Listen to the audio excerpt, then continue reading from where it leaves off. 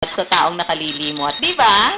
Ay, ala pa po akong tulog. Kakalabas ko lang po kanina. Kain po tayo. Ayan, sabi naman yan ni Miss Jessica ng Hightown. Okay? Ito malamang may Christmas bonus na din.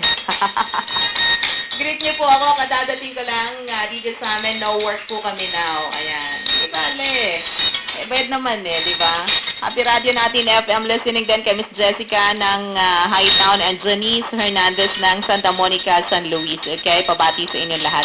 And pagbati rin, mula naman kay Papa Prince Jam, pakibati daw si Sir Teddy ng Yesamin. Ayan. Hi, Sir Teddy! Magandang morning and Merry Christmas and a prosperous New Year sa inyo pong lahat. Alright? Eto pa, batiin din natin ang lahat naman ng Atienza family sa Kaysasay Labak, si Tito Gibbs, and hi, greet din natin ang beautiful din na si Ate Day, ayan, na naglalangis daw ng niyog, at ang aking dalawang dalaga na sina, ayan, tingnan natin, sino ba nakikinig? Si Jenica at si Janelle. Thank you for tuning in. Naglalangis, ha? Oo, madalas mangyari yan sa mga opisina. Langis-langis. Joke lang. Oo, dun lang sa iba. Hindi naman lahat. Ay, may exemption yan Anyway, bagong sweldo po yan, ate, si Jessica kahapon. Hindi pa tayo nililibre neto, Daya neto talaga. Tinutulugan lang tayo pag umuuwi. At anyway, hi and happy radio natin. FM listening po kay Ate Ruth na nakikinig po sa kanyang bahay. Ayan, habang nagpapaheli daw ng pamangkin. And also, Simply Demi, pwede bang pa-play naman ang favorite song ni Kuya Army, I Found You by The Wanted, okay?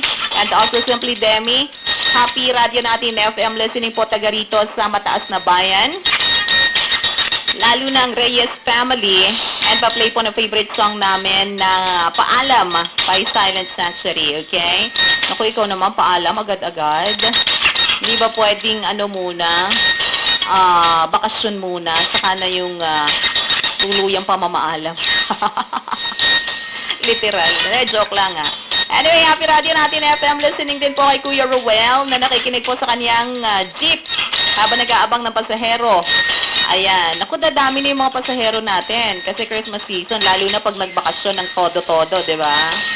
Oo, daming mga galing sa Maynila, uuwi ng Lemery. Siyempre, there's no place like home, di ba? Alakpakan mo, batcher yung mga yan, babalik at babalik din sa lupang sinilangan. Diba? Anyway, thank you for tuning in sa lahat ng mga katsoka natin dyan. Dahil 25 days na lang at Pasko na. Ikaw ba, how do you find Christmas?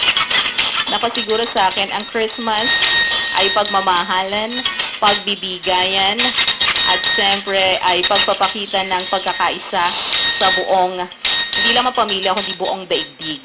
Yan. Hindi lang naman tayo nagpapasko di ba? Sila din meron. White Christmas pa nga meron sila Ito naman alamin natin kay Regine Velasquez kung ano ang definition niya ng Christmas. Only right here on 102.3 Radio natin FM.